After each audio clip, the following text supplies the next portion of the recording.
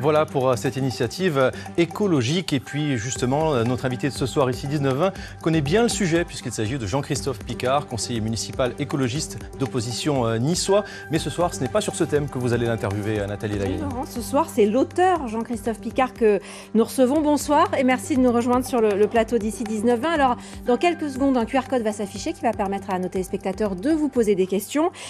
Vous publiez le 27 mars prochain votre premier roman, Le Grand Scandale, aux éditions Fayard. C'est une fiction, mais l'ancien président d'Anticor que vous êtes raconte le combat de la présidente de Parangon, une association anticorruption, qui se bat pour ne pas perdre son agrément. Tiens, encore un point commun avec la réalité.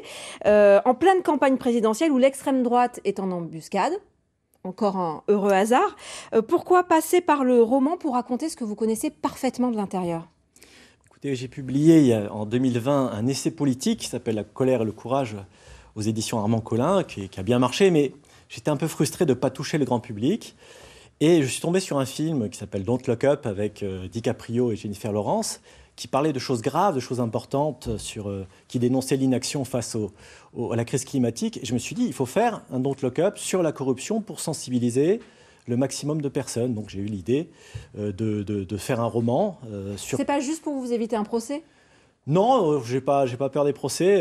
Dans mon précédent livre, j'en ai pas eu et j'y allais pas de main morte.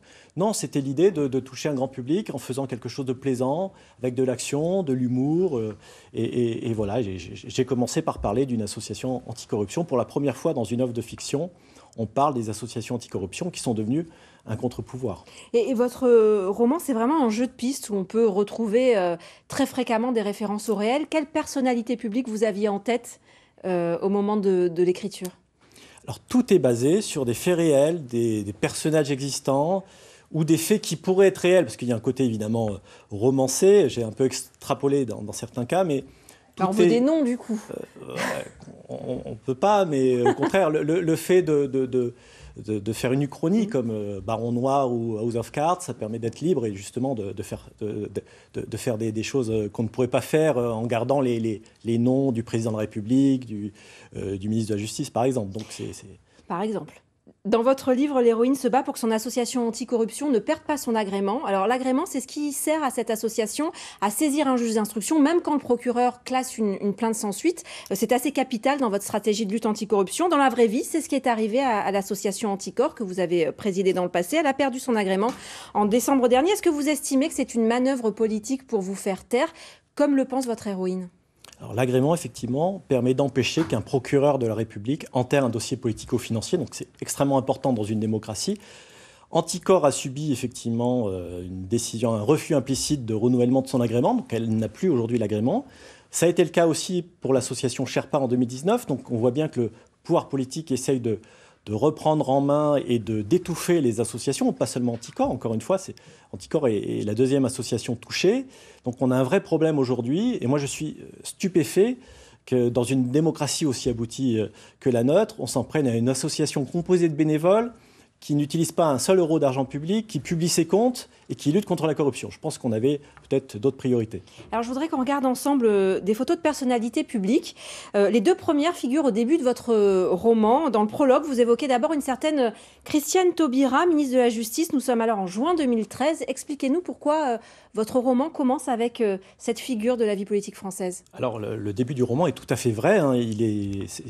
Il retrace le discours réel de Christiane Taubira sur une grande loi qui moralisait en 2013 après l'affaire Cahuzac et qui crée justement l'agrément pour les associations anticorruption et qui mettait en place le parquet national financier. Donc c'était un an après la loi sur le mariage pour tous et c'était une deuxième grande loi à mettre au crédit de cette grande dame qui est Madame Taubira. Et vous parliez de Jérôme Cahuzac, vous avez un peu spoilé, vous avez un peu divulgaché la photo suivante, le voilà. Est-ce que vous pensez qu'il y a eu un avant et un après affaire Cahuzac ? Est-ce qu'il pourrait y avoir encore aujourd'hui en France une affaire Cahuzac après justement le vote de cette loi anticorruption ? Alors, il y a des progrès. On a créé la Haute Autorité pour la transparence de la vie publique, le parquet national financier. Il y a des progrès incontestables, mais aujourd'hui, on est très loin du compte. Vous savez, la corruption, c'est comme le dopage. Ça évolue tout le temps, donc il faut tout le temps s'adapter aux nouveaux risques. Et aujourd'hui, depuis 2013, il ne s'est pas passé grand-chose. Alors hier, à votre place, nous recevions Philippe Pradal, élu niçois, proche de Christian Estrosi. On l'a interrogé sur une enquête en cours, la justice qui veut savoir où est passé l'argent des travaux de reconstruction de la tempête Alex. 21 personnes mises en garde à vue puis libérées. Il nous a dit hier, j'ai une totale confiance dans les cadres de la métropole. Il est absolument persuadé de son innocence. L'enquête le dira. Dans votre livre, un des personnages pose le problème. Est-ce qu'à force de jeter l'opprobre sur les hauts fonctionnaires et les élus, on n'est pas en train d'ouvrir un boulevard à l'extrême droite, notamment adepte du tous pourri?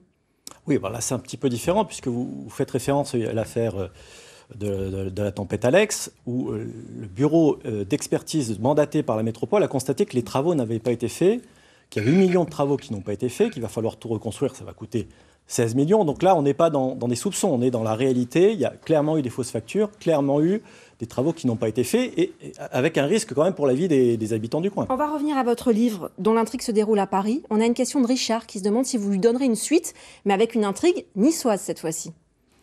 Alors moi, je ne suis pas un fan des suites, parce que justement, je trouve qu'aujourd'hui, dans les films et les séries, on prépare toujours la suite sans donner le dénouement. Moi, il y a un vrai dénouement, il y a une vraie fin. Et puis, alors, s'il y a une suite, peut-être pas à Nice, sinon je serais obligé de l'appeler le panier de crabes. Voilà, Vous avez déjà le titre. Voilà, oui. Marie de Cagne nous demande si vous comptez vous présenter à la prochaine élection municipale. Vous êtes actuellement dans l'opposition.